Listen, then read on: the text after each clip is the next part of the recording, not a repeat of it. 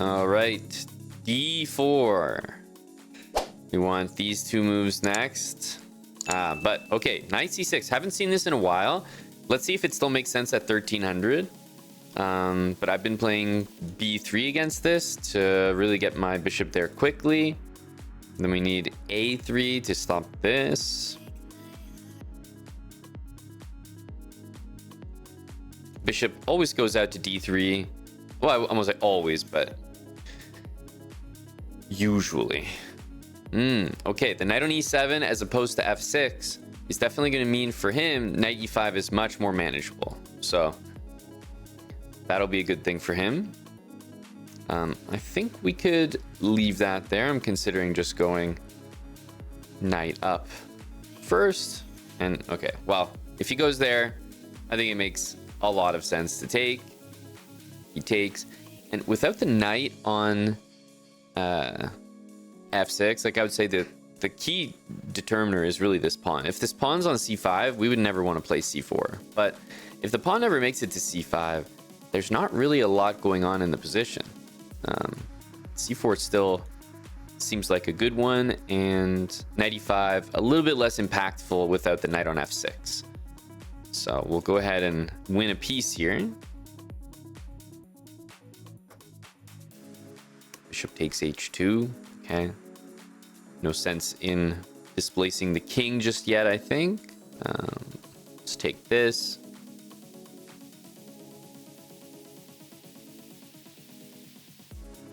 Rook's gonna have to retreat somewhere. Okay, let's target this, bring the rook over, and we can always support our pawn in the center, which I think I'm about to do with knight f3. And why am I using this knight? Well, I'm assuming that this other knight could join via g4. Well, it definitely looks like it can join on g4 now. And ooh, that's gonna hurt. And that's just the game. That is just the game.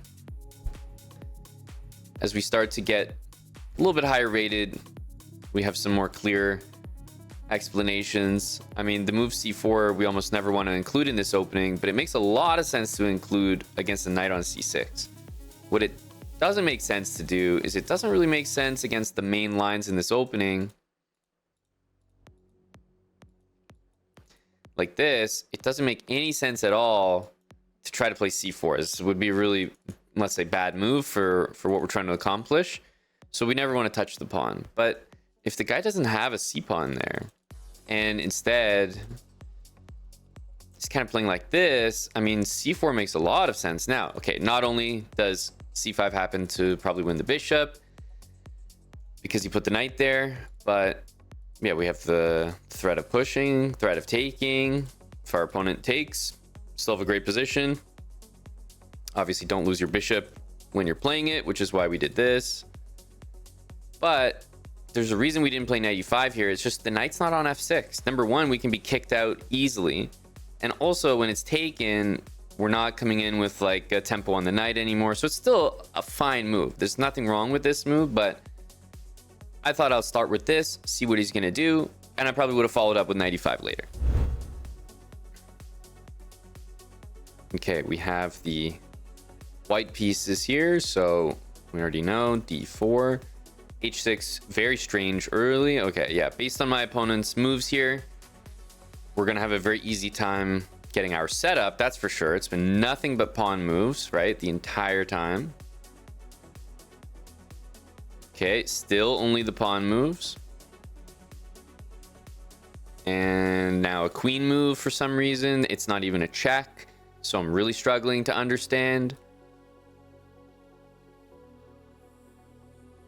Knight e5. At this point, I'm not even sure what the guy's doing. I don't feel the need to play a3 because there's nothing coming to b4. So I feel like just piling the knight in is the way to go. And then following up with f4, which is, I think this is pretty much how we've always tried to play this position. In this case, I see no knight coming here, so I'm just gonna support that that e5 knight with my other knight. It's looking like a very, very good position, I have to say.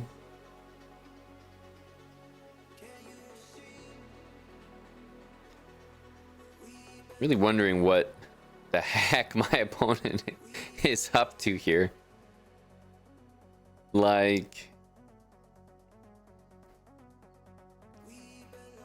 I guess like I'll go knight g5. I'm thinking like there could be something possible on f7 here. This is looking like a game that I'd like to take a lot of initiative in, because let's take here. Jeez. Opponent's kind of asking for a little bit of everything here.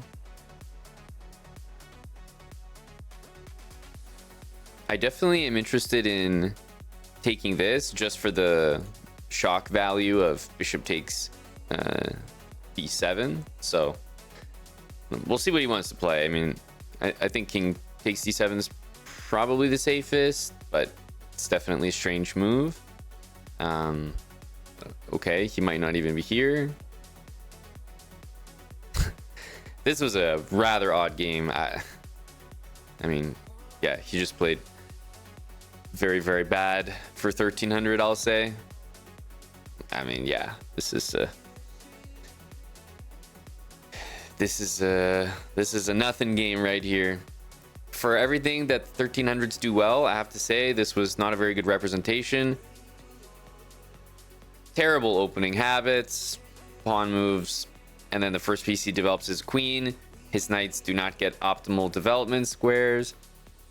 More pawn moves, it's move 10, and he only has passive knights developed. Neither bishop, not ready to castle, and a queen randomly out here. I got nothing good to say about this game for him, unfortunately. Yeah, knight check is a very good move for sure. I thought that this had a very good outlook on winning the game outright, like very, very likely. And my position is still fantastic, even if that doesn't happen. So it seemed like a good risk to take. But nothing really matters here, because you already know we're completely crushing. So whether I'm crushing this way or that way, it really doesn't matter. There's like 20 good moves here. Okay. We have the white pieces, and well, we have pawn takes on e5, which is telling me that, especially with this follow-up, our opponent's playing e5 and he's playing bishop here. Like, I'd have to imagine that he's going for this. I don't know. I feel like that's almost the only thing to expect.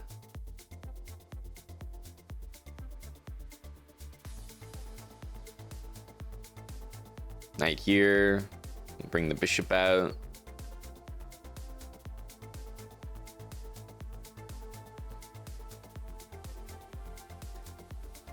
E6. This doesn't look like a very strong move, let's say. Like, b6 is a bit weird. Okay, h5 is even weirder.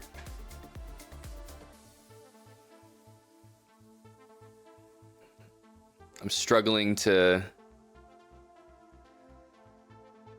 see the intention here. What's going on here? What the hell?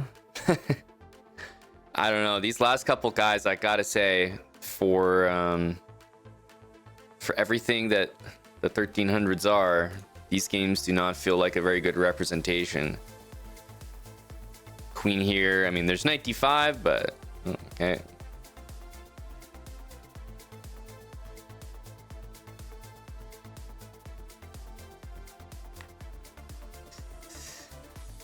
Yeesh. I mean, taking here allows the knight to move somewhere good. Knight g4 unfortunately does not win the queen or anything, so we probably need something a bit better than that. Knight g6 doesn't quite win, or maybe it does. Yeah, knight g6 looks pretty reliable. I just don't see any good discovered check here, unfortunately. So I think we go for this and takes and takes. There's two things attacked here.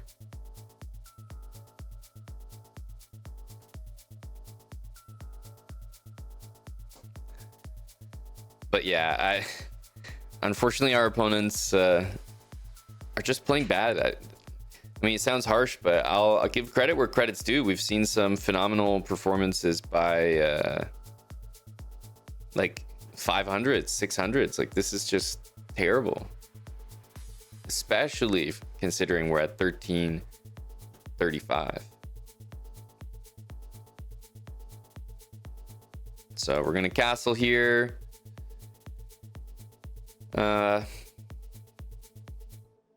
What's the best way to continue? I suppose trying to take this bishop, simplify the game makes sense. Can give a check. I would probably double the rooks here, mainly because rook here looks likely, and then I think knight d2 is a funny way to deliver checkmate here, where, you know, both of these moves are mate and neither one, like, you can't stop both. So yeah, again, we get forked here, but it just doesn't really matter. GG. I mean, I take it back. It wasn't really a good game, was it? I don't know. What the heck's happening here? The 1300s have lost their minds. I've warned 1300. I've warned everyone not to play e5 against me. It's to your own doom. To your own doom. But this is a very poor attempt, unfortunately. It's like, what's the follow-up to e5? Is this it? I don't think I'm playing any moves that are that unusual. Like, I've been putting the knights on the normal square. I'm taking pieces, and the guy's just hanging material. I do not know. But we'll keep taking those wins, won't we? Up to 1338. All right, well, we're gonna play d4 and our opponent plays e5. Okay, good luck to our opponent here. Bishop c5, guys. We have repeated a couple games from earlier, so I'll play knight here. I'm really wondering if this is a capture moment. Now, I think that knight e4 is actually the good move here. I'm wondering what happens if we take, because I'm thinking to myself that he's gonna play knight here. I'm not sure if that's his move or not. He decides to just take back, but this can never be a good position, right?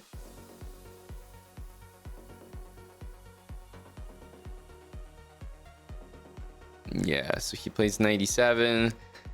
Unfortunately, though, this is just, I mean, what? We're trading queens. I have the bishop pair and I have an extra pawn. So this is just a really, really bad opening. Nothing more to say.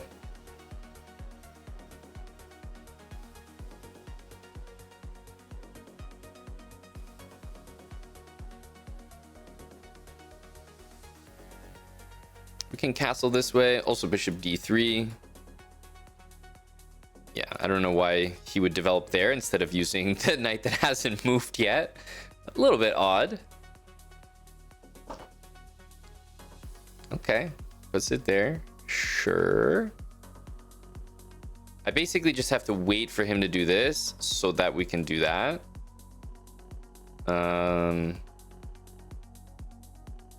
So yeah, I guess maybe just this.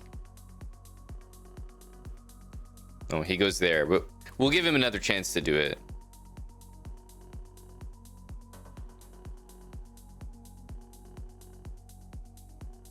There we go.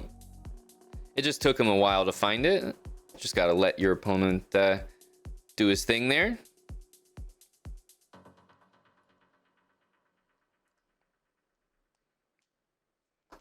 Took him a while to find the blunder, but I had faith in him. I knew if anyone could find it, it was Sashin 0709.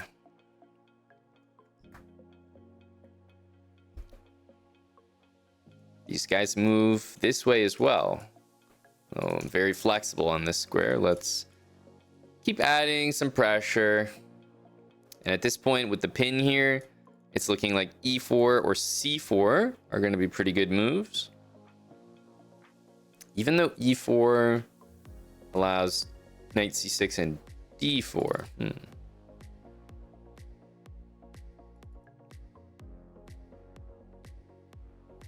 I have an idea. We can play e4. Knight c6, I definitely think is findable. And we can take. Knight's gonna take. We take here. I think the knight's gonna take. And we take here. And at the end of all this, we just play bishop d5. And it's gonna be impossible for the knight to move without us taking. And once we take, we just have an extra pawn. So we're gonna win the pawn endgame. So I'm just gonna sit here and wait for him to move his knight and take it when he does. So this is like a... Yeah, he's moving all the pawns. Like, I see what he's up to, but...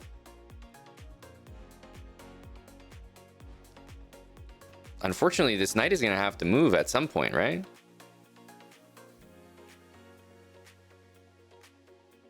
Okay, so he finally moves it, but this is what I mean. We can just take it, and the game's over.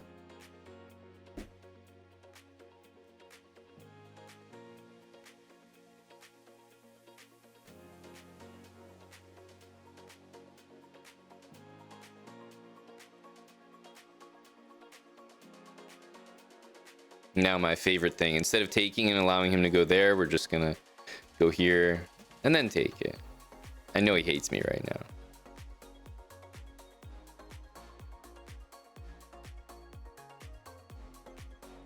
No, King's staying in jail, my friend.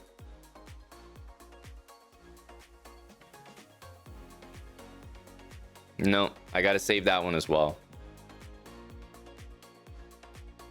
I gotta save that one as well.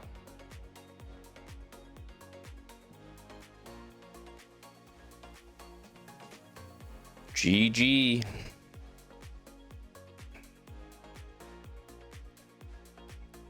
The madness has got to stop, guys. The E5 madness.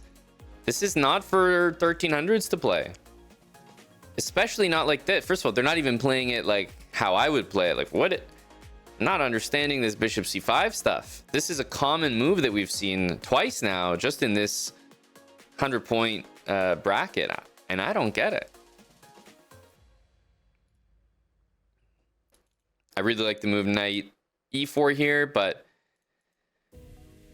taking, he takes back, like, it just makes too much sense. It makes too much sense. So yeah, what's this opening? Basically after 5, 6, what? We're on move 7. I got the 2 bishops. I have an extra pawn. He's got a weakness as well. It's not even like the pawn's here. No, it's a weak pawn. Everything's good about this. I'm a GM. Of course they don't play like me. But that's not true at all. I definitely think it's possible that someone at 1300 could play like a GM for 2 moves. 2. Am I asking a lot here? You realize that if you play e4, e5, knight f3, knight c6, you're playing like a GM, right? You are. You're telling me this guy plays e5 and he can't play a good move here? That's not permitted because he's not a GM? He's not allowed to make a move a good player would play? Instead, he has to play bishop c5. Like, the power compels him. Like 1300 blood that's running through his veins. It forces him to make a bad move. Like, he's just not allowed. That's unfortunate. Well, then I definitely don't recommend e5.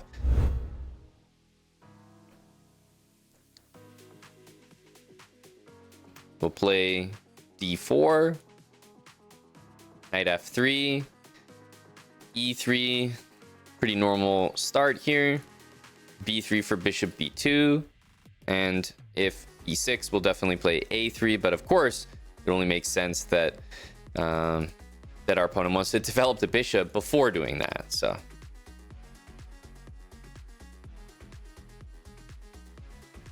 Okay, and here, if I play bishop d3, I'm a little concerned about e5. So I'm going to play bishop e2. This is a rare case where I play bishop e2, just because I want to make sure I'm always ready to stop e5.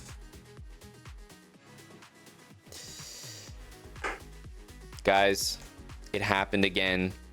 It happened again. The free piece in the center of the board due to the sniper bishop speedrun. Well, looks like the free piece speedrun is not over yet. It is so easy.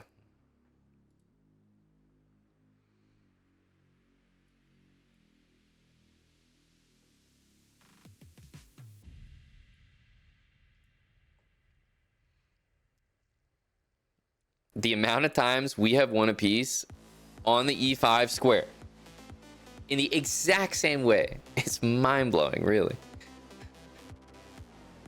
We just want to gang up on this pawn here.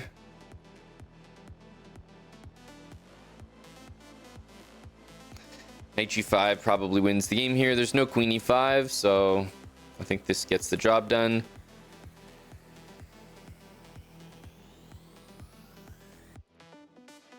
Queen takes. I think he'll probably play queen e5. Like, there's almost no other moves.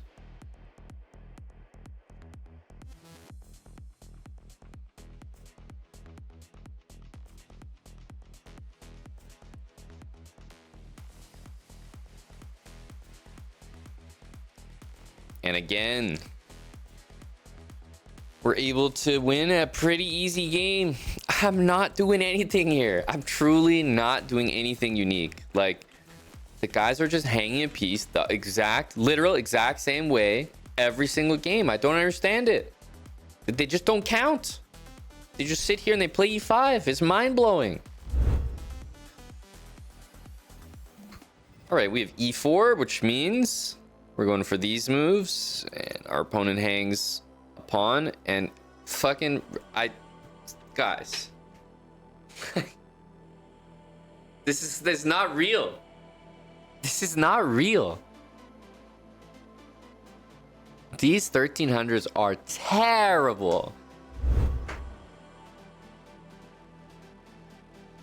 It's going to be e4 again here, which means e6, d5. Again, we're playing the Colle Zukertort, but when we have the black pieces, we don't really have the ability to make that system happen no matter what.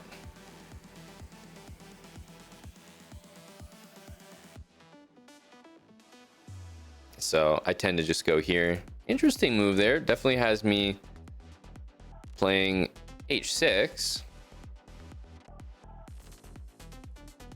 Okay.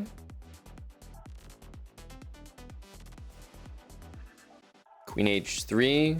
It's kind of weird because I'm starting to wonder, like, if I go here and he takes, is that anything? Because we could go here for some safety. I don't really know what move he's going to do after we do queen d7. It just seems like he's so intent on sacking that... oh, okay. He's getting a little carried away.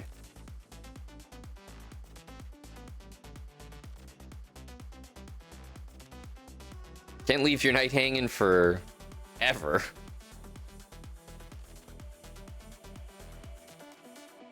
We need to be mindful in this position. I suppose this does make good sense.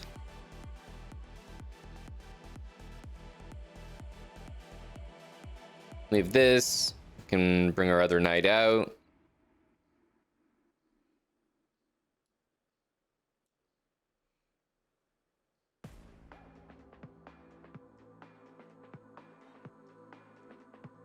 I'm assuming knight here, but he's taking some time, so I'm wondering what he's thinking about. It makes a lot of sense. I'd probably continue like this, maybe knight b4.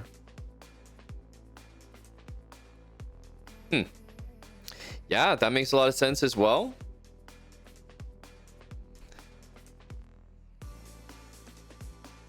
I'm wondering if We play this. What's gonna happen? Let's just do it to find out.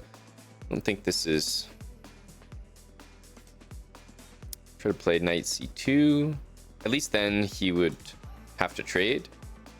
And I really like this idea of dropping the rook back to c4. Now we might end up just taking if he plays knight there, but it's always nice if the guy could open up the position for me.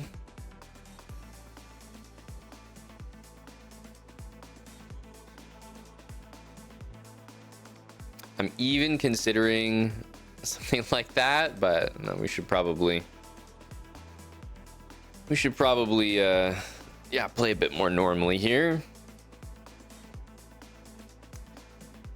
I guess we can castle. It definitely looks a little bit suspicious.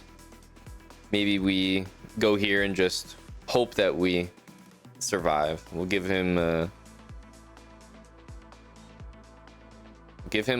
all the opportunities to mate us here, I guess. And a nice bit of fortune that rook to c1, you know, it has knight f1 available, so I guess we go here. We could also go knight to f5, but I look at g4 and, to be honest, it looks a little bit unnecessary.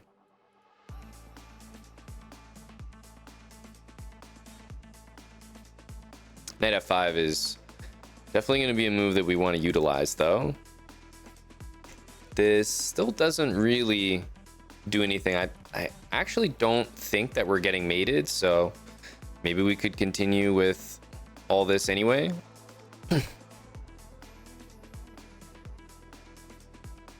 All right, this is it's all come down to this. Let's see if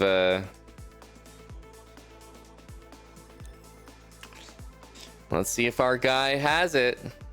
Unfortunately, this move doesn't really take into account anything I've been doing here. There's a lot of tempting moves here. Queen h8, a lot of stuff, but now, I mean, the guy's just kind of getting back ranked here, and I guess this is one of those like bishop memes where the bishop's just so far away he forgot about it. That's too bad, because in a weird way, it's almost like he played a better game down a piece than like when the material was level. So we go here, and really he just needs like some sort of move that doesn't get himself mated, and then he could relaunch all the attack from earlier. So this is a case of great attacking instincts, but no defensive like no danger radar, nothing. It's unfortunate. And we do get the white pieces. All right. So with e6, again, I'm not really sure if we're going to see d6 or d5. And it is going to be d6, which means I think we're not going to play bishop d3, knight d2, because there's no knight e5 coming. So instead, it's going to be a c4 and a knight c3 game. And anytime we've seen d6 with a fianchetto, this has pretty much been what we've gone for. So I think it makes a lot of sense. Here, probably just move the queen. I was thinking maybe take with a knight, but I mean, this looks very, very easy, very simple. Just guard the center pawn.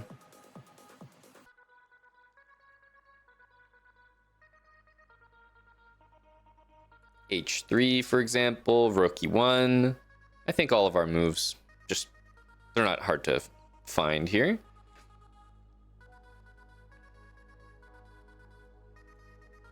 Hit the knight. Definitely could get tempted into knight e4, which would be a mistake, I think. Okay. This one I don't think is going to be very helpful because, I mean, knight d5 is pretty much going to send the queen right back. So I think knight d5 is very strong.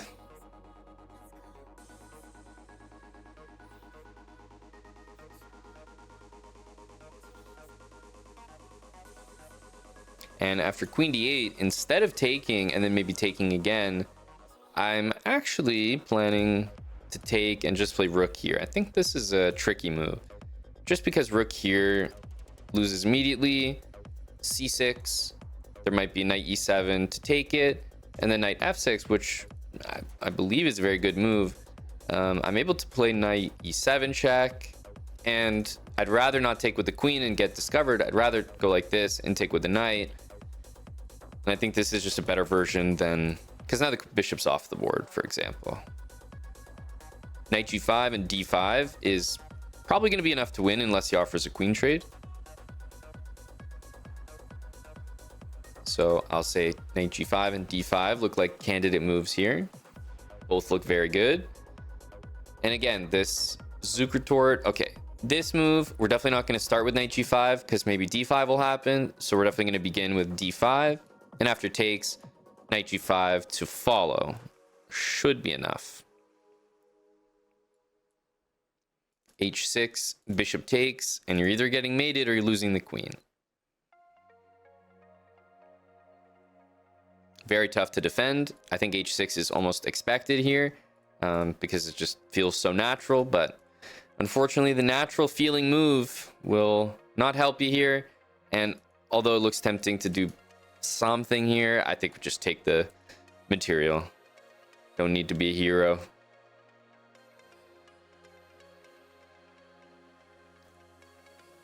And we need an escape square ourselves.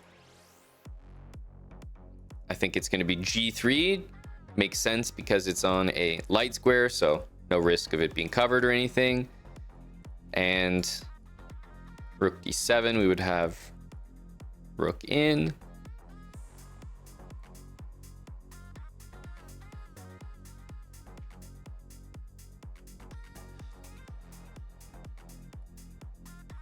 I think rook e8 is nice and simple.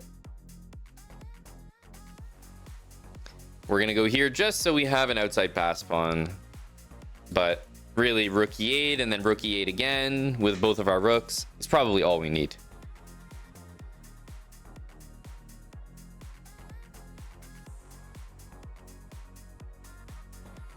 Yep. I think we'll just go here. And we're threatening mate in 2, actually.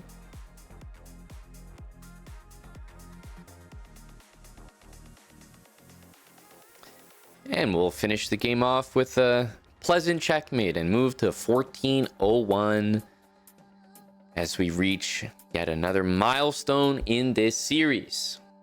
Thank you for making it to the end of another episode of the Colle Zukertort speedrun. It's definitely one of the easiest attacking weapons to learn in chess, so I hope that this series is making it easier to understand. Make sure to subscribe if you haven't already and turn on post notifications so you do not miss our next episode.